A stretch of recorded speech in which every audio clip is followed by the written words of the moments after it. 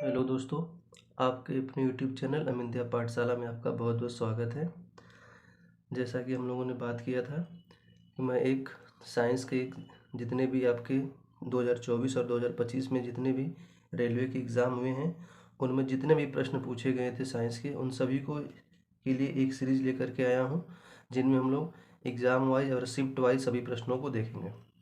तो 2024 में जो हमारा सबसे पहला एग्ज़ाम हुआ था, तो आरआरबी एएलपी का हुआ था, ठीक है, असिस्टेंट लोको पायलट का हुआ था। अब हम लोग क्रम से पढ़ेंगे। पहले हम लोग एएलपी के सभी जितने भी साइंस के क्वेश्चन पूछे थे सभी शिफ्टों को उनको देखेंगे। उसके बाद नेक्स्ट जो एग्ज़ाम हुआ था हमारा टेक्नीशियन का, उनको देखेंगे। ऐसे करते करते हुए हम लोग पूरे जितने भी 2024 और 25 में एग्ज़ाम आपके हुए हैं सभी सीरीज़ को हम लोग ख़त्म करेंगे, ठीक। तो आइए हम लोग शुरुआत करते हैं। सबसे पहले आज हम लोग स्टार्ट करेंगे आरआरबी एएलपी में जो 25 नवंबर को शिफ्ट नंबर फर्स्ट में जितने भी क्वेश्चन पूछे गए थे, ये सभी क्वेश्चन आपके रियल क्वेश्चन हैं, ठीक है। ये जो आंसर की आई थी उसके बाद जो भी क्वेश्चन सब मिले थे उन सबके रियल क्वेश्चन हैं। तो हम लोग शिफ्ट वाइज इसको देखेंगे। बाकी जितने क्वेश्चन कराए जा रहे हैं उतने ही नहीं, हम लोग इसके एक्स्ट्रा फैक्ट यानी सभी क्वेश्चन के एक्स्ट्रा फैक्ट भी साथ में देखते जाएंगे। जिनका भी आगे नेक्स्ट टाइम एग्ज़ाम, जिनको रेलवे ग्रुप डी या रेलवे टेक्नीशियन एएलपी का एग्ज़ाम देना है, उनके लिए बहुत ही लाभदायक साबित होगा। आप ध्यान से इसको देखिए और हो सके तो एक कॉपी पेन लेकर के आप साथ में लिखते जाइएगा। जो हम एक्स्ट्रा फैक्ट बताएंगे उसको आप लोग लिखते चलेंगे, ठीक है। तो आइए देरी न करते हम लोग शुरुआत करते हैं पहले क्वेश्चन से। पहला क्वेश्चन हमारा दिया है कि निम्नलिखित में से कौन सा उपकरण विद्युत धारा के चुंबकीय प्रभाव का उपयोग नहीं करता है, ठीक है। ऑप्शन दिया विद्युत मोटर, दूसरा ऑप्शन माइक्रोफोन, विद्युत जनित्र, और चौथा ऑप्शन क्या है चुंबकीय द्विक सूचक यानी जो कंपास सुई होती है, ठीक है। अब बात करते हैं हम लोग सबसे पहले कि विद्युत धारा के चुंबकीय प्रभाव की खोज किसने की थी, ठीक है। तो विद्युत धारा के चुंबकीय प्रभाव की खोज 1820 ईस्वी में ऑस्टेड ने किया था। ऑस्टेड ने किया था और उसने बताया क्या था। देखिए बाकी चीज़ें हम शॉर्ट में ही लिखेंगे और आप लोग चाहें तो जो हम बोलते जाएंगे उसको नोट करते जाइएगा, ठीक है। तो खोज किसने किया था क्या बताएंगे, 1820 ईस्वी में ऑस्टेड ने किया था। इसने क्या बताया था, इसने बताया कि जो विद्युत धारा है वो अपने चारों ओर एक चुंबकीय क्षेत्र उत्पन्न करती है, ठीक है। जैसे मान लीजिए इलेक्ट्रिक जो फील्ड है, जो विद्युत धारा होती है अपने चारों ओर क्या करती है, एक मैग्नेटिक फील्ड उत्पन्न करती है। अब बात करें मतलब जिसमें विद्युत धारा और मैग्नेट दोनों कार्य करते होते हैं। विद्युत मोटर क्या है, तो कहेंगे ये विद्युत धारा के चुंबकीय प्रभाव पर आधारित है, ठीक है। माइक्रोफोन ये भी आधारित है। विद्युत जनित यानी विद्युत जनरेटर ये भी आधारित है। चुंबकीय द्विक सुई जो कंपास होती है, कंपास होता है उसमें क्या विद्युत धारा की आवश्यकता होती है, तो कहेंगे उसमें विद्युत धारा की आवश्यकता नहीं होती है, ठीक है। यानी ये तीनों तो विद्युत धारा के चुंबकीय प्रभाव पर काम करते हैं, लेकिन जो कंपास होता है वो उसमें विद्युत धारा की आवश्यकता नहीं होती, उसमें केवल एक सुई लगी होती है जो कंपास की उसको उसमें किसकी होती है, तो कहेंगे चुंबक की बनी होती है। तो इसमें यानी इसको संचालन के लिए विद्युत की कोई आवश्यकता नहीं होती है। तो कहेंगे ऑप्शन नंबर डी हमारा क्या होगा, सही हो जाएगा, ठीक है। नेक्स्ट आगे आते हैं। अगला क्वेश्चन है किसी वस्तु द्वारा इसकी स्थिति विन्यास में परिवर्तन के कारण प्राप्त ऊर्जा को क्या कहते हैं। कहेंगे किसी वस्तु द्वारा इसकी स्थिति विन्यास में प्राप्त ऊर्जा को क्या कहते हैं, ठीक है। तो देखिएगा अगर स्थिति के कारण कोई ऊर्जा उत्पन्न होती है तो उसको कहते हैं हम लोग क्या, स्थितिज ऊर्जा। और गति के कारण ऊर्जा होगी तो उसको क्या कहेंगे, गतिज ऊर्जा, ठीक है। जैसे पूछा क्या था कि किसी वस्तु द्वारा इसकी स्थिति या विन्यास में परिवर्तन के कारण, स्थिति या विन्यास में परिवर्तन के कारण किस प्रकार की ऊर्जा प्राप्त होगी, ठीक है। तो देखिएगा आप लोग, ठीक है। तो बात करें अगर किसी वस्तु के स्थिति का परिवर्तन होता है तो उसमें ऊर्जा कहेंगे तो स्थितिज ऊर्जा होगी। बाकी गति के कारण परिवर्तन के अंदर क्या होगा, गतिज ऊर्जा होगी, ठीक है। और ऑप्शन नंबर सी क्या दिया है कि वैद्युत चुम्बकीय ऊर्जा क्या होती है, तो क्या बताएंगे, कहेंगे वह ऊर्जा जो विद्युत एवं विद्युत चुम्बकीय तरंगों के रूप में अंतरिक्ष में प्रसारित होती है उसको बोलते हैं हम लोग विद्युत चुम्बकीय ऊर्जा। एक बचा नाभिकीय ऊर्जा, तो कहेंगे परमाणु के नाभिक में संग्रहित ऊर्जा क्या कहलाती है, तो कहेंगे नाभिकीय ऊर्जा कहलाती है। तो इसके लिए करेक्ट ऑप्शन क्या होगा, वस्तु के स्थिति या विन्यास में परिवर्तन के कारण प्राप्त ऊर्जा क्या कहलाएगी, तो कहेंगे स्थितिज ऊर्जा कहलाती है, ठीक है। नेक्स्ट आते हैं अगले क्वेश्चन पे हम लोग। तीसरा क्वेश्चन है दिया है कि एटीपी का उत्पादन किस कोशिकांग में होता है। प्रश्न क्या दिया है कि एटीपी का उत्पादन किस कोशिकांग में होता है। अब हम लोग बात करते हैं एटीपी के बारे में। ठीक है, पहले तो सबसे पहले चीज़ है कि एटीपी का फुल फॉर्म क्या होता है। तो क्या बताएंगे, एटीपी का फुल फॉर्म क्या होता है। तो कहेंगे एडिनोसिन ट्राईफॉस्फेट। क्या बताएंगे, तो कहेंगे एडिनोसिन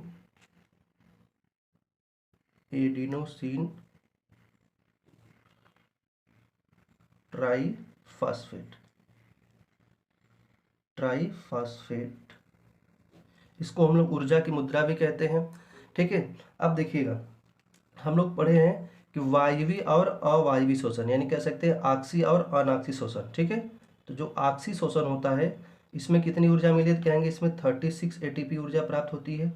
और जो अनाक्सीय या अवायवीय शोषण होता है, अनाक्सीय या अवायवीय शोषण में कितना कहेंगे, तो कहेंगे 2 एटीपी ऊर्जा प्राप्त होती है। ठीक है, अब प्रश्न में पूछा क्या हमसे, कहते हैं दिया है कि एटीपी का उत्पादन किस कोशिकांग में होता है। ठीक है, तो एटीपी का उत्पादन होता है हमारा माइटोकॉन्ड्रिया में होता है। और इसमें ऑप्शन क्या क्या दिया, हरित लवक दिया है, लयनकाय दिया है, उसके बाद अंतःद्रव्यी जालिका दिया है, और क्या है सूत्रकणिका। देखिए इसमें माइटोकॉन्ड्रिया लिखा नहीं, लेकिन हम लोग माइटोकॉन्ड्रिया सूत्रकणिका, माइटोकॉन्ड्रिया को हम लोग क्या बोलते हैं, तो कहते हैं सूत्रकणिका कहते हैं। ऑप्शन नंबर कौन सा जगह, डी। ठीक है, आगे बात करते हैं हम लोग इसमें। नेक्स्ट क्वेश्चन, अगला क्वेश्चन हमारा है, चौथा क्वेश्चन है कि लक्षण ट्रेड्स निम्नलिखित में से किससे प्रभावित हो सकते हैं। दिया है केवल पैतृक डीएनए से, दूसरा ऑप्शन केवल मातृक डीएनए से, केवल मातृवंशी नाना नानी के डीएनए से, या पैतृक एवं मातृक डीएनए दोनों से। तो देखिए जो हमारे में लक्षण आते हैं तो वे लक्षण हमारे माता पिता दोनों के लक्षण होते हैं, यानी ऑप्शन नंबर कौन सा होगा, तो कहेंगे पैतृक एवं मातृक डीएनए दोनों से। ठीक है, अगला क्वेश्चन है निम्न का मिलान कीजिए। ठीक है, देखिए इस तरह दिया है, आपको मिलान करना है।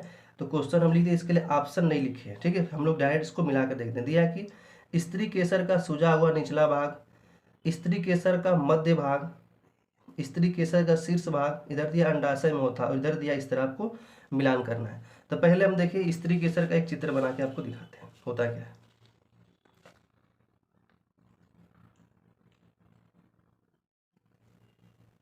इस तरह होता है पतला हुआ भाग इधर ऐसे, और नीचे की तरफ जाकर के इस तरह होता है। ठीक है, अब देखिएगा यहाँ पे क्या होता है, इस तरह संरचनाएं इस तरह होती हैं। अब बात करते हैं हम लोग स्त्री केसर का जो सबसे ऊपरी भाग होता है वो क्या कहलाता है। तो स्त्री केसर का सबसे ऊपरी भाग हमारा वर्तिकाग्र कहलाता है। ध्यान से देखिएगा, वर्तिकाग्र कहलाता है। ये जो नीचे ऊपरी भाग के बाद जो नीचे यदि मध्य वाला भाग होता है इसको हम लोग क्या बोलते हैं, तो कहते हैं इसको वर्तिका कहते हैं। नीचे का जो फूला हुआ भाग होता है या सूजा हुआ भाग होता है ये क्या कहलाता है, तो कहेंगे इसको हम लोग क्या बोलते हैं, तो इसको अंडाशय बोलते हैं। ये क्या हमारा अंडाशय होता है। और अंडाशय के अंदर क्या होता है, कहेंगे बीजांड होते हैं। और बीजांड के अंदर ही क्या होता है, तो कहेंगे अंडाणु होता है। ठीक है, सभी भाग समझ में आए। तो क्या बताएंगे कि स्त्री केसर का सबसे ऊपरी भाग वर्तिकाग्र कहलाता है। मध्य वाला भाग क्या कहलाता है, जो लंबा मध्य भाग होता है उसको वर्तिका बोलते हैं। सबसे निचला भाग जो होता है जो सूजा हुआ है फूला हुआ भाग उसको बोलते हैं अंडाशय। अंडाशय के अंदर बीजांड और बीजांड के अंदर क्या होता है, अंडाणु होता है। अब देखिएगा ऑप्शन को मिलाते हैं हम लोग, ध्यान से देखिएगा, देखते हैं इधर ऑप्शन क्या क्या दिया था। तो सबसे पहले दिया था हमारा कि स्त्री केसर का सूजा हुआ भाग, अभी आपको बताए हैं कि स्त्री केसर का जो सूजा हुआ भाग यानी फूला हुआ भाग क्या कहलाता है, कहेंगे अंडाशय कहलाता है। यानी इसका मिलान हम लोग कर देंगे सी से, यानी पहले का मिलान किसे करेंगे, सी से। फिर दिया है स्त्री केसर का मध्य लंबा भाग, यही बताया था ना, स्त्री केसर का मध्य और लंबा भाग है, इसको क्या बोलेंगे, वर्तिका बोलते हैं। यानी स्त्री केसर का मध्य लंबा भाग क्या है, तो दूसरे का ऑप्शन मिलान करेंगे हम लोग डी वाले से। ठीक है, फिर क्या है कि स्त्री केसर का शीर्ष भाग, अभी क्या बताए थे कि स्त्री केसर का जो शीर्ष भाग होता है वो क्या कहलाता है, देखा है कि वर्तिकाग्र कहलाता है। यानी तीसरे का मिलान किससे करेंगे हम लोग, पहले वाले से। अब बचा इधर एक अंडाशय में क्या होता है, क्या बताएंगे, अंडाशय में क्या होता है, बीजांड होता है। ठीक है, हो गया। अब नेक्स्ट आते हैं अगले क्वेश्चन में। प्रश्न दिया है कि तारों का टिमटिमाना किस परिघटना से संबंधित है। ठीक है, आप लोग बताइएगा इसको, तारों का टिमटिमाना किस परिघटना से संबंधित, यानी ऑप्शन क्या दिया, प्रकाश के अपवर्तन से। ठीक, दूसरा ऑप्शन दिया है प्रकाश के व्यतिकरण से, तीसरा ऑप्शन दिया है हमारा प्रकाश के विवर्तन से, और चौथा ऑप्शन दिया है प्रकाश का विक्षेपण से। ठीक है, तो बात करेंगे हम लोग तारों का टिमटिमाना, यानी तो हो जाएगा आंसर हमारा ऑप्शन नंबर ए। देखिएगा, प्रकाश का अपवर्तन होता क्या था, कहेंगे जब प्रकाश की किरण एक माध्यम से दूसरे माध्यम में जाती है तो अपने मार्ग से वो क्या होती है, विचलित हो जाती है। इस घटना को क्या कहते हैं हम लोग, इस घटना को बोलते हैं प्रकाश का अपवर्तन। ठीक है, अब प्रकाश के परावर्तन के बारे में तो आप लोग जानते हैं क्या होता है, जब कोई एक किरण किसी चिकने तल से आकर टकराती है, ऐसे था कोई एक किरण है किसी चिकने तल से आकर के यहाँ पे टकराएगी, टकराने के बाद उसी माध्यम में वापस चली जाती है। इस घटना को क्या बोलते हैं, कहते हैं प्रकाश का परावर्तन कहते हैं। ठीक है, अब प्रश्न हमसे पूछा था इसमें कि तारों का टिमटिमाना किस प्रकार की घटना है, तो हम कहेंगे तारों का टिमटिमाना प्रकाश के अपवर्तन का उदाहरण है। इसके और क्या क्या एग्जाम्पल हैं, तो आप लोग नोट कर लीजिएगा, हम बोल रहे हैं यहाँ पे नोट करते जाइएगा। पहला तो हो गया तारों का टिमटिमाना प्रकाश के अपवर्तन का उदाहरण है। दूसरा होता है कि कांच के स्लैब से, कांच का स्लैब समझते हैं, जैसे मान लीजिए कांच का एक स्लैब है, टुकड़ा है, इसके अंदर अगर अक्षर रखेंगे तो कांच के स्लैब से अक्षर का ऊपर उभरा हुआ दिखाई पड़ना प्रकाश के अपवर्तन का उदाहरण है। तीसरा इसका एग्जाम्पल है कि तालाब की गहराई का वास्तविक गहराई से कम दिखाई पड़ना भी क्या है, तो कहेंगे प्रकाश के अपवर्तन का ही उदाहरण है। नेक्स्ट अगला है, कहेंगे पानी में डूबी या जल में डूबी हुई पेंसिल या छड़ का टेढ़ा दिखाई पड़ना भी क्या है, प्रकाश के अपवर्तन का ही उदाहरण है। ठीक है, इसके और ऐसे एग्जाम्पल हैं। अब देख लेते हैं हम लोग कुछ और इसमें, तो प्रकाश के व्यतिकरण का उदाहरण क्या कह सकते हैं, जान लीजिएगा कि साबुन के बुलबुले का चमकना, जो साबुन का घोल होता है उसका जो बुलबुला होता है देखते हैं ना, वो चमकीला होता है, तो साबुन के बुलबुले का चमकीला होना, चमकना प्रकाश के व्यतिकरण का उदाहरण है। प्रकाश के विवर्तन का उदाहरण क्या बोल सकते हैं, तो हम कहेंगे दरवाजे की झिर्री से आवाज़ का, जैसे दरवाजा थोड़ा भी खुला कर रहता है, अगर बाहर कोई बात करता है तो हमको वॉइस उसकी आवाज़ अंदर तक सुनाई देती है, दरवाजे की झिर्री से आवाज़ का सुनाई देना। ठीक है, और चौथा हमारा इंपॉर्टेंट है प्रकाश का वर्ण विक्षेपण। प्रकाश का वर्ण विक्षेपण देखिएगा, जितने भी अगर उदाहरण आपको रंग से पूछा जाता है कोई, जैसे कहें कि आकाश का नीला दिखाई पड़ना, सूर्योदय से पहले या सूर्यास्त के बाद सूर्य का लाल दिखाई पड़ना, ठीक है, समुद्र के जल का नीला दिखाई पड़ना है, इंद्रधनुष, ये सभी किसके एग्जाम्पल हैं, कहेंगे प्रकाश के वर्ण विक्षेपण के उदाहरण है, याद रखिएगा। ठीक है, अब नेक्स्ट हम लोग अगले क्वेश्चन आते हैं, यानी इसका आंसर क्या होगा, तो कहेंगे तारों का टिमटिमाना प्रकाश के अपवर्तन का उदाहरण है। अच्छा, ये घटना होती कैसे समझिएगा, जैसे मान लीजिए तारे हैं, तारे दूर स्थित होती है, मान लीजिए हमारा पृथ्वी है, ठीक है, ये तारे हैं, और फिर इनके बीच में क्या होती है, पृथ्वी और इनके बीच में कई लेयर, कई परतें होती हैं। ठीक है, इन परतों में क्या होता है, इन परतों में जो माध्यम होता है, अलग अलग माध्यम का अपवर्तनांक अलग अलग होता है, यानी कहीं सघन तो कहीं विरल होता है। तो जब यहाँ से किरणें पृथ्वी तक आती हैं तो बीच में क्या होता है इनका, तो कहेंगे बीच में इनका अपवर्तन होता रहता है, इसलिए कभी ये ज़्यादा इनको इनका रंग दिखाई, कभी कम दिखाई पड़ता है, यानी टिमटिमाते हुए दिखाई पड़ते हैं। ठीक है, नेक्स्ट हम लोग आते हैं अगले क्वेश्चन पर। नेक्स्ट क्वेश्चन देखते हैं, 7वां क्वेश्चन दिया है, प्रश्न दिया है कि, ये देखिएगा एक मिनट बस, प्रश्न में कह रहा है कि 2.5 मीटर प्रति सेकेंड स्क्वायर पर 10 केजी द्रव्यमान को त्वरित करने के लिए आवश्यक बल की मात्रा क्या होगी। ठीक है, आवश्यक बल की मात्रा आपसे पूछा है, तो आपको फार्मूला पता होगा, बल बराबर क्या होता है, यानी बल F बराबर द्रव्यमान m गुणे त्वरण a। सूत्र क्या होता है, कहेंगे F बराबर m इंटू ए होता है। ठीक है, हमसे बल का मान पूछा है, द्रव्यमान का मान कितना दिया है 10 केजी, इंटू त्वरण का मान कितना दिया, कहेंगे 2.5 मीटर प्रति सेकेंड स्क्वायर दिया है, तो गुणा करेंगे, एक जीरो से दशमलव खत्म हो जाएगा, यानी कितना आ जाएगा 25, और बल का मात्रा क्या बताएंगे, बल का मात्रा न्यूटन होता है। ठीक है, यानी आंसर क्या हो जाएगा हमारा, तो कहेंगे 25 न्यूटन। ऑप्शन देख लेते हैं, ऑप्शन नंबर डी क्या दिया हमारा, 25 न्यूटन दिया है। ठीक है, नेक्स्ट क्वेश्चन पे आते हैं। अगला क्वेश्चन दिया है कि यदि पृथ्वी और x दूरी पर रखे एक सेब के बीच आकर्षण बल F है। ठीक है, कोई x दूरी पर मान लीजिए एक पृथ्वी है और यहाँ पे एक छोटा सा सेब है, इनके बीच की दूरी क्या है, तो कहेंगे x मीटर दिया है। ठीक है, इनके बीच की दूरी x मीटर दिया है, और जब इनके बीच की दूरी x मीटर है तो इस पर बल जो लग रहा है वो क्या है, F बल, यानी F न्यूटन का बल लग रहा है। तो उसी सेब को 2x दूरी पर रखने पर बल, तो देखते हैं हम लोग, पहले क्या कहा था कि उनके बीच की दूरी जो x मीटर है, अब आप दूरी क्या दिया कर दिया 2x मीटर है, तो फार्मूला आप लोग को पता होगा, F बराबर एक फार्मूला क्या होता है, तो कहेंगे G m/m2/r²। ठीक है, अगर दूरी पहले क्या थी, तो कहेंगे पहले अगर x था, अगर x यहाँ रखते हैं तो पहले क्या होगा x, और फिर कह रहा है इसकी यहाँ पे कि अब दूरी दोगुनी कर दी जा रही थी, बाकी ये सभी तो कांस्टेंट है यहाँ पे, केवल हमसे दूरी की बात किया है। जब यहाँ पे x के स्थान पे अब हम लोग क्या रखेंगे, 2x रखेंगे, तो हो जाएगा 2x का स्क्वायर जब करेंगे तो 2 दूनी के 4 हो जाएगा, यानी जो बल पहले था अब वो बल क्या हो जाएगा, m/4 हो जाएगा। ठीक है, यानी ऑप्शन नंबर कौन सा कहेंगे, ऑप्शन नंबर 20 का करेक्ट होगा, f/4 हो जाएगा। ठीक, नेक्स्ट क्वेश्चन पे आते हैं। इसके बाद अगला क्वेश्चन हमारा दिया है कि copper oxide CuO plus NH3, ठीक है, reaction copper N2 plus H2O के लिए सही संतुलित अभिक्रिया का चयन कीजिए। यानी एक रिएक्शन दिया है जिसको आपको बैलेंस करना है।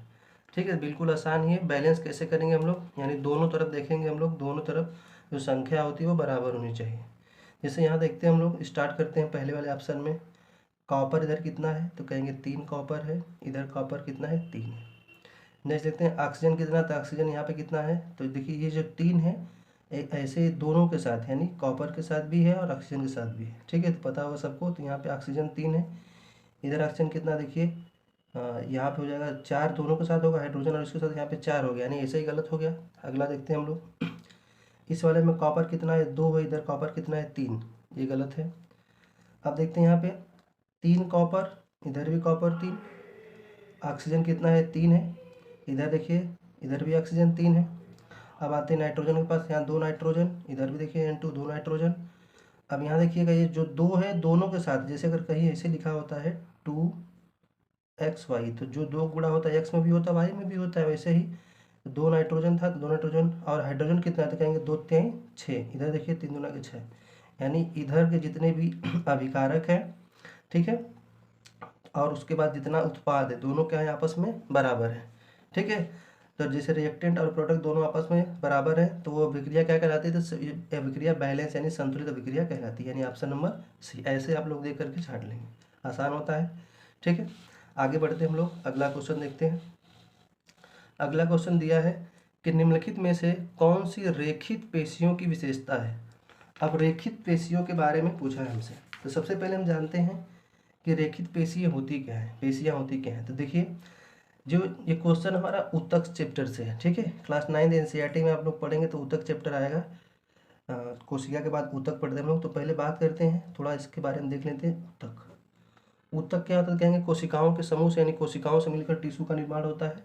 क्रम से अगर बात करें तो सेल से टिश्यू बनता है, टिश्यू से फिर अंगतंत्र बनते हैं, और अंगतंत्र से पूरा शरीर बनता है। ठीक है, तो देखते हैं हम लोग, जो टिश्यू होता है, ऊतक होता है, वो कुल कितने, कुल कहें 4 प्रकार का होता है।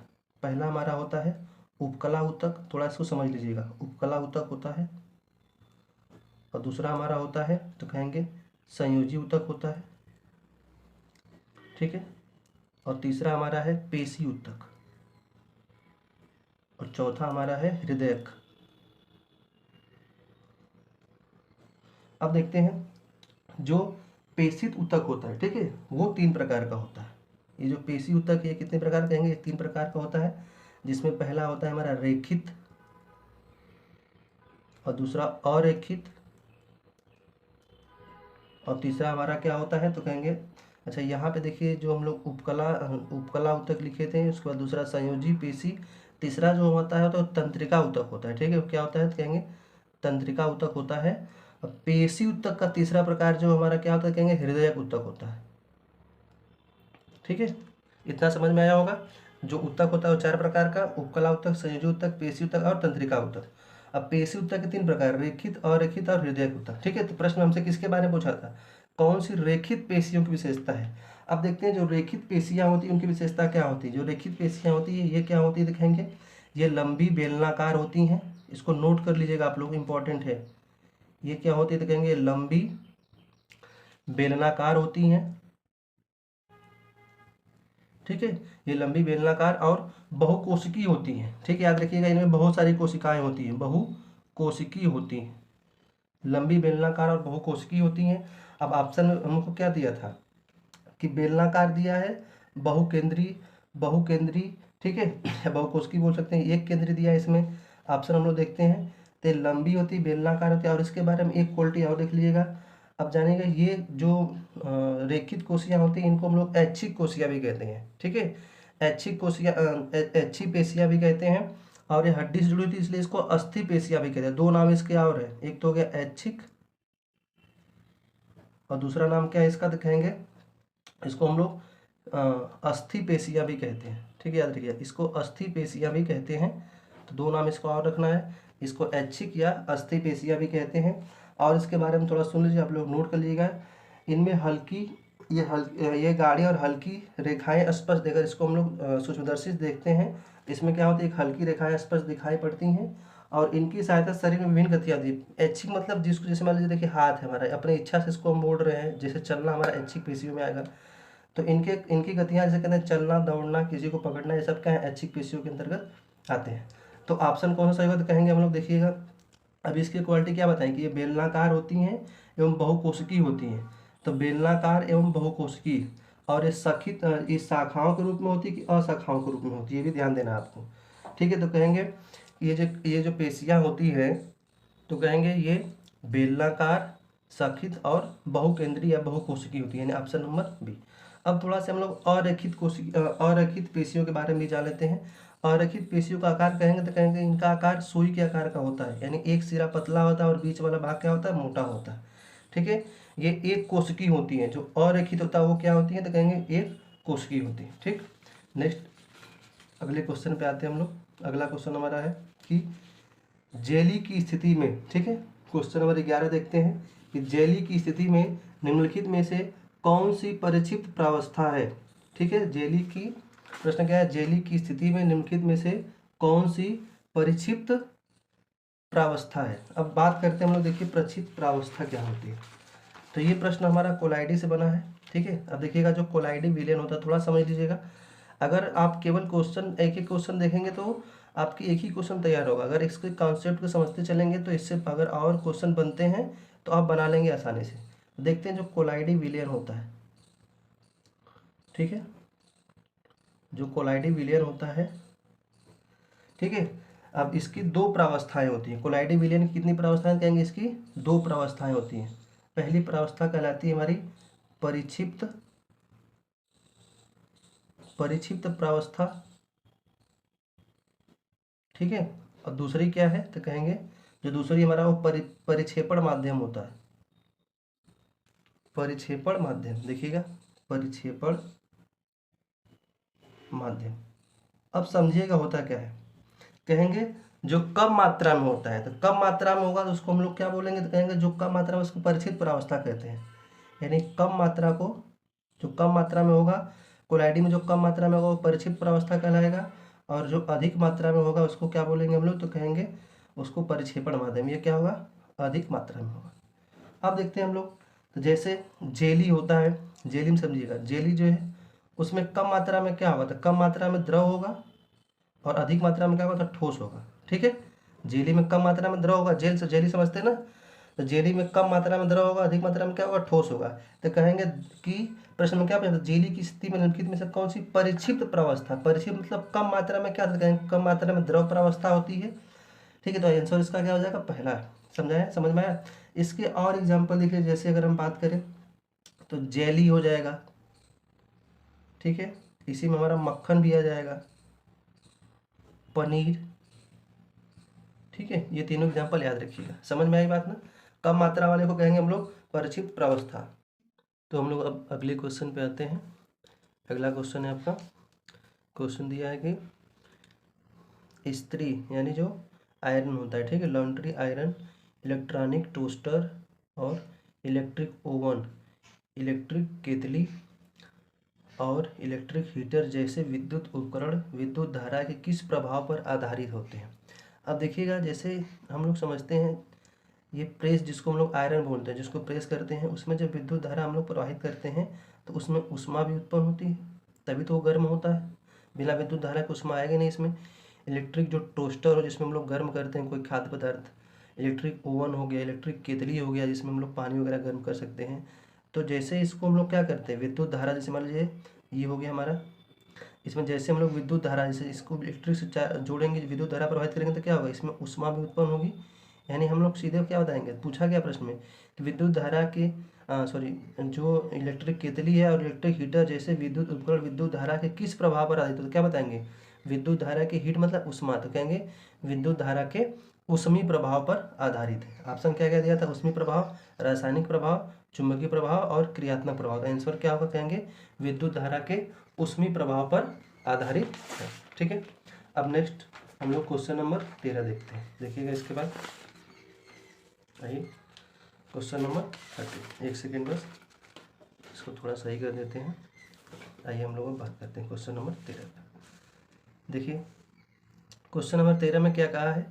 कह रहा कि निम्न में से कौन सा विकल्प उन धातुओं को दर्शाता है जो ठंडे जल के साथ अभिक्रिया नहीं करते। तो सबसे पहले हम लोग जानते हैं कि वे कौन से धातु हैं जो ठंडे जल के साथ अभिक्रिया करते हैं। ठीक है, तो देखिएगा, इसको नोट करिएगा, आप लोग इसको जरूर नोट कर लीजिएगा। तो ठंडे जल के साथ रिएक्शन कौन कौन करेंगे? तो कहेंगे पोटेशियम होता है, उसके बाद हमारा सोडियम होता है। पोटेशियम और सोडियम ये दोनों क्या करते हैं? तो कहेंगे ठंडे जल के साथ अभिक्रिया करते हैं। बाकी हम लोग सक्रियता श्रेणी भी आप लोग देखे होंगे, इसमें जो सबसे ऊपर ये होते हैं। अगर बात करें कि हम लोग इसको ऑप्शन के हिसाब से भी छाट सकते हैं। हम कहते हैं कि ठंडे जल के साथ अभिक्रिया करने वाले दो हैं, कौन है? पोटेशियम और सोडियम। तो देख लेते हैं, जिस ऑप्शन में हमसे पूछा क्या था कि ठंडे जल के साथ अभिक्रिया नहीं करते हैं, अब हमको पता है कि पोटेशियम और सोडियम अभिक्रिया करते हैं, तो जिस ऑप्शन में दोनों लिखेंगे उसको अलग कर देंगे। यहाँ पे क्या क्या दिया है? तो कहेंगे एल्युमिनियम दिया है, आयरन दिया है और जिंक दिया है। ठीक है, अब पहले हम लोग छाटते हैं। यहाँ देखिए सोडियम दिख गया, तो ये पूरा समूह नहीं करेगा, यानी ऑप्शन नंबर बी नहीं होगा। यहाँ भी सोडियम दिख गया तो ये भी नहीं होगा, यहाँ भी सोडियम है, ये भी नहीं होगा। ठीक है, पोटेशियम भी था, इसमें हम लोग सोडियम भी पता होता तब भी पता कर सकते थे, केवल अगर हमको पता होता कि सोडियम ठंडे जल के साथ अभिक्रिया करता है। तो बाकी ये नहीं करेंगे, लेकिन करेगा कौन कौन? तो बताएं, एल्युमिनियम, आयरन और जिंक ठंडे जल के साथ अभिक्रिया करते हैं। तो क्या बताएंगे? कहेंगे एल्युमिनियम, आयरन और जिंक ये सभी तीनों क्या कर रहे हैं? तो कहेंगे ये तीनों ठंडे जल के साथ अभिक्रिया नहीं करते हैं। सॉरी, यहाँ पे हम बोल नहीं करते हैं, तो इसको कहने के ये तीनों ठंडे जल के साथ अभिक्रिया नहीं करते हैं। तो किसके साथ अभिक्रिया करेंगे? कहेंगे ये तीनों भाप के साथ। ठीक है, क्या करते हैं? भाप के साथ अभिक्रिया करते हैं। याद रहेगा। तो आपको ये 2 पॉइंट याद रखना है कि पोटेशियम और सोडियम ठंडे जल के साथ अभिक्रिया करते हैं। तो यहाँ से आप ऑप्शन छाट लेंगे। ठीक है, यानी ऑप्शन नंबर कौन सा इसका सही होगा? तो कहेंगे ऑप्शन नंबर इसका पहला सही हो जाएगा। नेक्स्ट क्वेश्चन पे आते हैं। प्रश्न में दिया है कि यौगिक की एक ऐसी श्रृंखला जिसमें कार्बन श्रृंखला में स्थित हाइड्रोजन को एक ही परिवार का प्रकार्यात्मक समूह प्रतिस्थापित कर देता है, उसे क्या कहते हैं? यानी एक ही परिवार के जो सदस्य होते हैं उस समजाति श्रेणी में आते हैं। जैसे कहेंगे कि समझिएगा, समजाति पहले समझ लेते हैं समजाति श्रेणी होती क्या है। समझिएगा थोड़ा यहाँ पे समजाति श्रेणी के बारे में देखिएगा। समजाति श्रेणी क्या होती है? कहेंगे कि एक ही परिवार के यौगिक में कार्बन और हाइड्रोजन का अंतर समान होना। क्या कहेंगे? कि एक ही प्रकार के यौगिक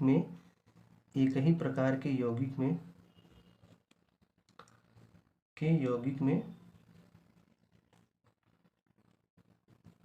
कार्बन और हाइड्रोजन का अंतर समान होना। ठीक है, का अंतर इक्वल होना, बराबर होना। ठीक है, जैसे अगर हम बात करें एल्केन परिवार का, देखिएगा, जैसे एल्केन परिवार के सदस्य को लेते हैं।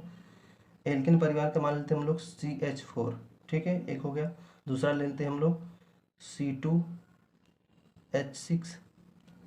तीसरा ले लेते हैं C3H8। अब इनका देखिए अंतर देखते हैं हम लोग।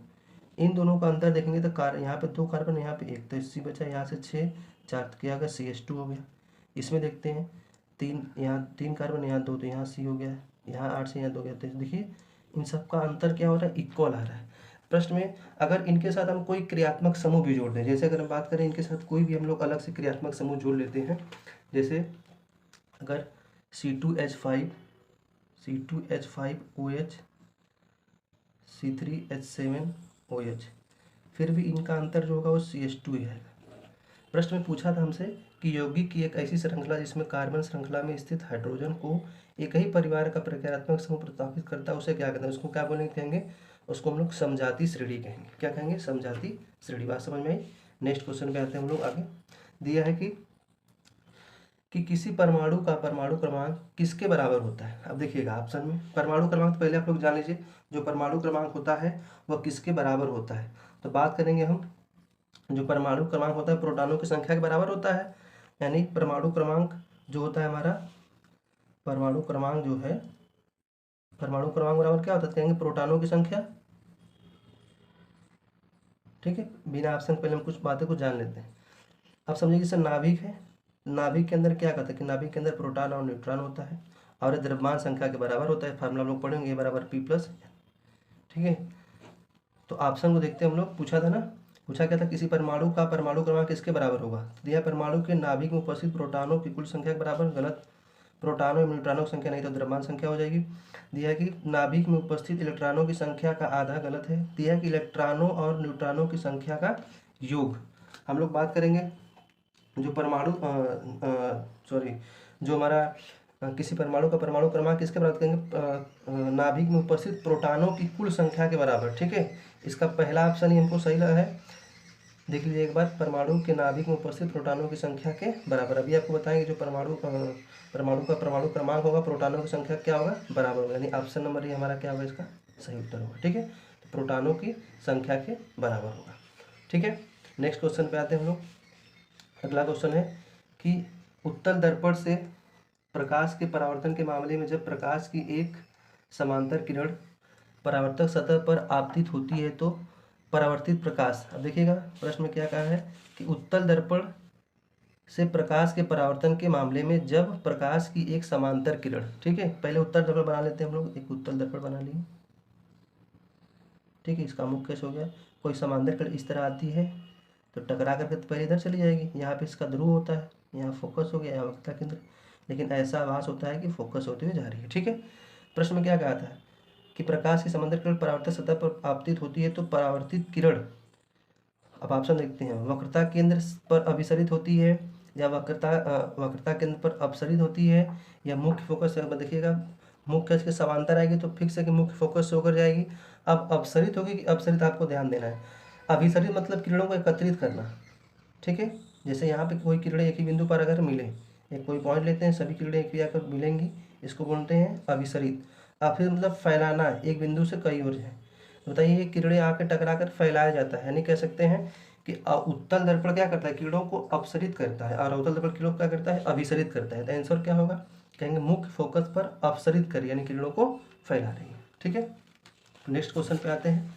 प्रश्न दिया है कि पदार्थ के कण किसके कारण निरंतर गतिशील होते हैं। ठीक है, जो पदार्थ के कण होते हैं वो किसके कारण निरंतर गतिशील होते हैं। अब हम बात करेंगे थोड़ा पदार्थ के बारे में, देखते हैं, आपको पता होगा पदार्थों के बारे में।